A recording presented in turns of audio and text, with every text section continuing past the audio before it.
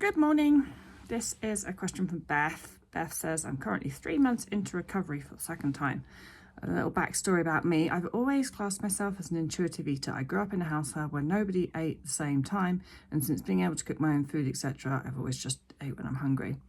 My problem is I had one appointment with an eating disorder therapist who told me that eating a piece of cake for breakfast wasn't healthy and that if I want therapy, I'd need to eat 3 meals and 3 snacks a day. Considering that conversation happened at the start of my recovery, it stuck with me. Now I've convinced myself I eat wrong. I don't like vegetables or fruit, and I never have. Before my eating disorder, I was always a healthy size and in a much healthier mind. But now I feel like the damage has been done that I've never stopped gaining weight or eating weight. Don't know what you mean there, but anyway. I'm eating regularly and I've stopped exercising, but I feel like it's frowned upon to eat what you want. What I've always eaten is junk food in society's eyes. I'm not sure you'll be able to answer this question, but I'm answering this question. Well, if you want to eat cake for breakfast, eat cake for breakfast. Obviously, that's never been a problem for you, has it? So why would you change that? The only time that you started to have problems was when you started restricting food, isn't it? So as you said before, you had an eating disorder, you ate cake for breakfast and you were just fine. So how is meeting with somebody for one time who doesn't really know you, why does their opinion even really matter that much? If you want to eat cake for breakfast, eat cake for breakfast.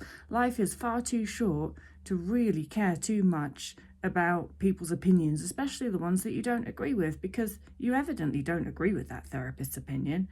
That's what your email said to me. So have confidence in yourself. Just because that was somebody's opinion doesn't mean that's what you got to do.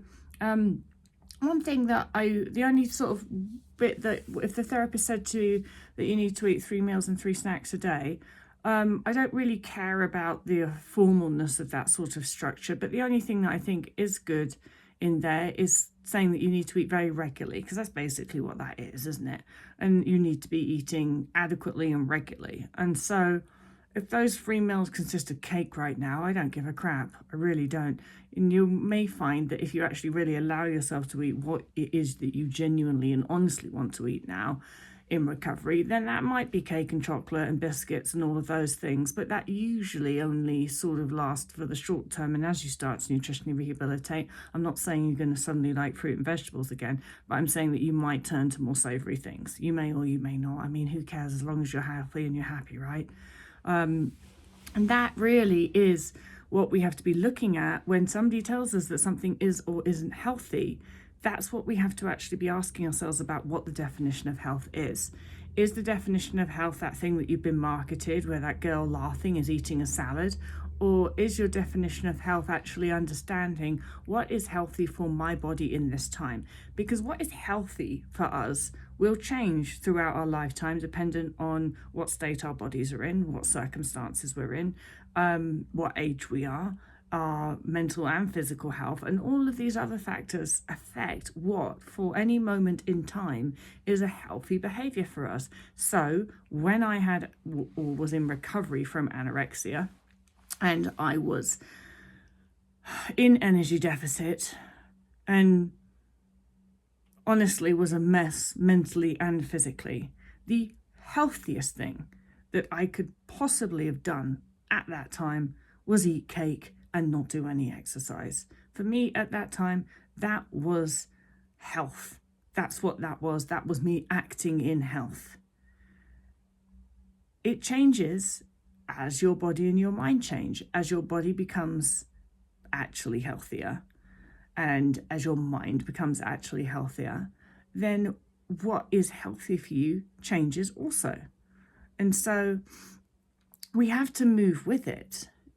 And ultimately, it's pretty fucking simple a lot of the time. It really is quite simple. You know, if your body and mind are absolutely exhausted and wrecked by an eating disorder, going for a run is the least healthy thing that you can possibly do for it. It's kind of just, I hate to say it, common sense. And I hate to say common sense because common sense isn't really that common. You know, if you're in energy deficit, cake is so much healthier for you than vegetables because you're in energy deficit. The words give the clue. Energy deficit. That means to get out of energy deficit, you need to eat energy dense foods, not undense foods like vegetables. In fact, you could argue that if a person is in energy deficit, eating vegetables is the opposite of health. Eating vegetables is unhealthy.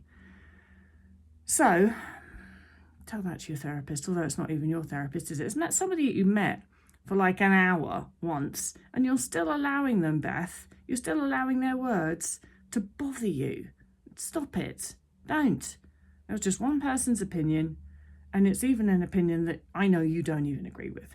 Your body has an opinion, and your body knows itself because it is itself. And your body ultimately does know what's healthy for it because, like I said just a second ago, it is itself. And so if your body's opinion is cake is the way forward, then we're going to go with your body's opinion, not some person that met you for an hour and plastered their opinion on you. Okay? Always listen to your body's opinion. It does know better.